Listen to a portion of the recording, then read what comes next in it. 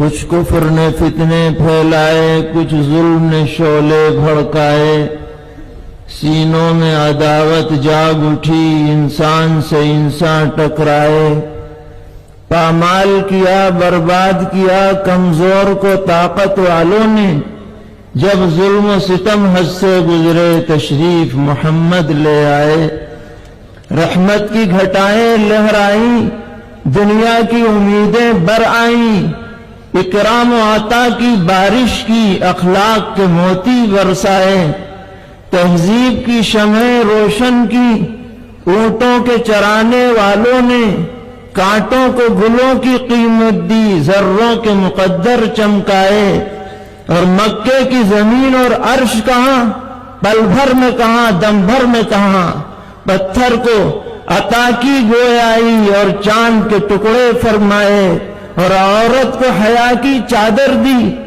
غیرت کا غازہ بھی بخشا، شیشوں میں نزاکت پیدا کی، کردار کے جوہر چمکائے، اور توحید کا دھارا رک نہ سکا، اسلام کا پرچم جھک نہ سکا، توحید کا دھارا رک نہ سکا، اسلام کا پرچم جھک نہ سکا، کفار بہت کچھ جھجلائے، شیطان ہزاروں بل کھائے، اور اے نام محمد صلی اللہ، اے نام محمد صلی اللہ، ماہر کے لیے تو سب کچھ ہے، ہونٹوں پہ تبسم بھی آیا، آنکھوں میں بھی آنسو بھر آئے۔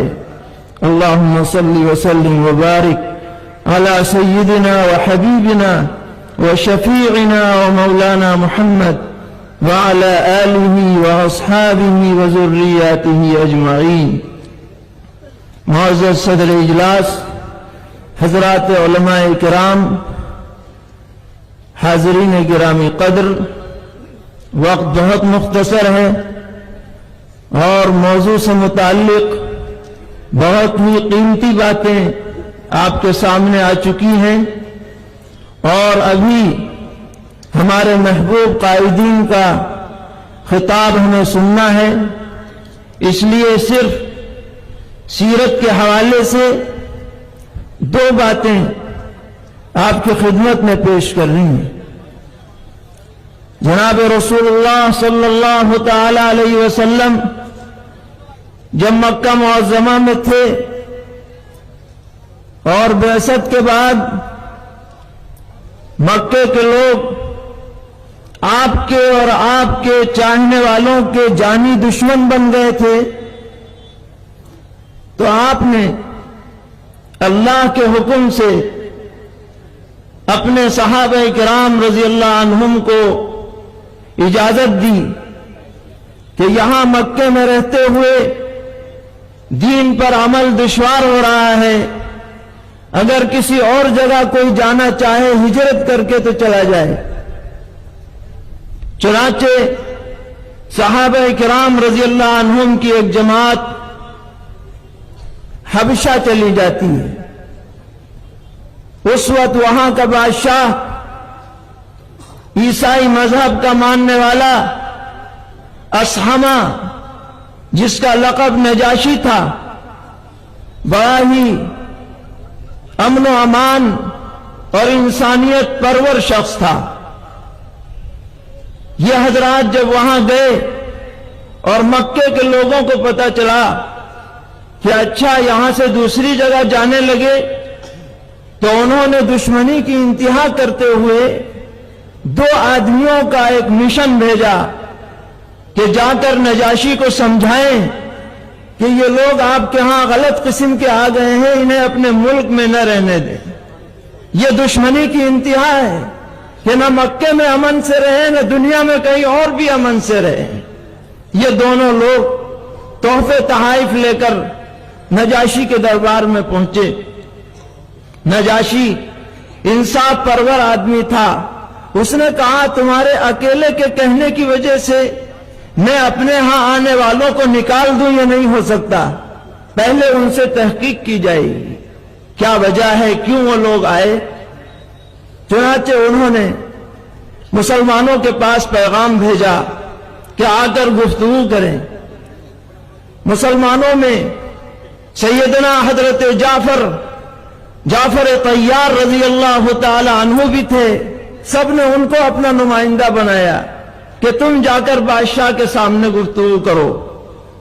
چنانچہ وہ آئے, گفتگو شروع ہوئی. حضرت جعفر طیار رضی اللہ عنہ نے پہلی بات یہ کہی کہ آپ ان لوگوں سے 3 سوالات کیجئے. پہلا سوال یہ ہے کہ کیا ہم لوگ غلام ہیں یا آزاد؟ اگر ہم غلام ہیں اور اپنے آقا کی مرضی کے بغیر آ گئے ہیں تو مجرم ہیں, اور اگر ہم آزاد ہیں تو ہماری مرضی ہے, کہیں بھی جائیں. ان سے پوچھئے. پوچھا گیا, کہا کہ نہیں, غلام تو نہیں ہے. دوسرا جواب ان سے یہ لیجئے کہ کیا ہم نے کسی کا قتل کیا ہے جو ہم بھاگ کر کے آ گئے؟ پوچھا گیا, جواب ملا کہ نہیں, انہوں نے قتل بھی نہیں کیا. تیسرا ان سے جواب یہ لیجئے کہ کیا ہم نے کسی کا مال چرایا ہے, چرا کر آ گئے, کہ ہم چور ہیں؟ جواب ملا کہ نہیں, چور بھی نہیں ہے. تو پھر کیا بات ہے, تم انہیں کیوں یہاں سے نکلوانا چاہتے ہو؟ تو انہوں نے کہا کہ بات یہ ہے کہ یہ ہمارے مذہب کو چھوڑ کر دوسرا مذہب انہوں نے اختیار کر لیا, بددین ہو گئے, اس لیے ہم انہیں واپس کرانا چاہتے ہیں. تو حضرت جعفر طیار رضی اللہ تعالی عنہ, اللہ تعالیٰ ان کی قبر کو نور سے منور فرمائے, انہوں نے اس زمانے میں اسلام کے جن محاسن کا تذکرہ نجاشی کے دربار میں کیا تھا, قیامت تک وہ سنہرے حروف سے وہ الفاظ لکھے جاتے رہیں گے. انہوں نے فرمایا کہ جناب بادشاہ, ہم لوگ اپنے ہاتھوں سے بت بنا کر ان کو پوجا کرتے تھے, ہم لوگ آپس میں ایک دوسرے کے خون کے پیاسے تھے, ہمارے ہاں بے عزتی تھی, بے حیائی تھی, بے غیرتی تھی, ہمارے ہاں جھوٹ تھا, خیانت, اور ہمارے ہاں دنیا کی تمام بدکاریاں پائی جاتی تھیں. اللہ تعالیٰ نے ہمارے ہی خاندان میں ایک ایسا نبی مبعوث فرمایا جس کی صدق, جس کی سچائی, جس کی امانت کا ہم نے 40 سال تک اپنی آنکھوں سے مشاہدہ کیا. انہوں نے ہمیں توحید کی تعلیم دی, انہوں نے ہمیں امانت کی تعلیم دی, انہوں نے ہمیں سچائی کی تعلیم دی, انہوں نے ہمیں حیا اور پاک دامنی کی تعلیم دی, انہوں نے ہمیں خوریزی سے منع کیا, انہوں نے ہمیں کسی کے قتل ناحق سے منع کیا, انہوں نے ہمیں بے حیائی سے منع کیا. یہ وہ باتیں ہیں جن کو دیکھ کر, جن کو سن کر, جن کو سمجھ کر کے ہم دامن اسلام میں آئے ہیں. آپ بتائیے ہمیں کیا کرنا چاہیے؟ نجاشی نے کہا کہ یہ تو بڑی انسانیت نوازی کی باتیں ہیں, میں ایسے لوگوں کو ہرگز اپنے ملک سے باہر نہیں ہونے دوں گا, ان کا تو رہنا ہمارے لیے موجب سعادت ہے, کہ تمہارے کہنے میں آ کر انہیں نکال نہیں سکتا.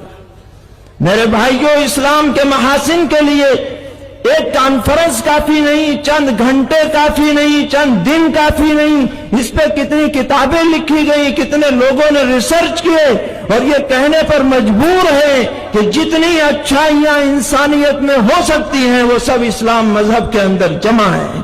اس سے زیادہ جامعیت کسی اور مذہب میں نہیں ہے. آج کی اس کانفرنس کے حوالے سے ہمیں دوسروں تک بھی یہ پیغام پہنچانا ہے کہ اسلام کو کوئی آدمی اپنے سے اجنبی نہ سمجھے, اپنا مخالف نہ سمجھے. اسلام تمام عالم کے لیے رحمت بن کر کے آیا ہے, قیامت تک یہی راستہ ہے جو رحمت کا راستہ دکھلاتا رہے. اس کے بعد آخری بات جو مجھے عرض کرنی ہے وہ یہ ہے کہ جہاں تک دوسروں کا معاملہ ہے وہ اپنی جگہ, ہمیں خود اپنے گریبان میں جھانکنا ہے, جائزہ لینا ہے, ان محاسن کو ہمیں خود اپنانا ہے پہلے.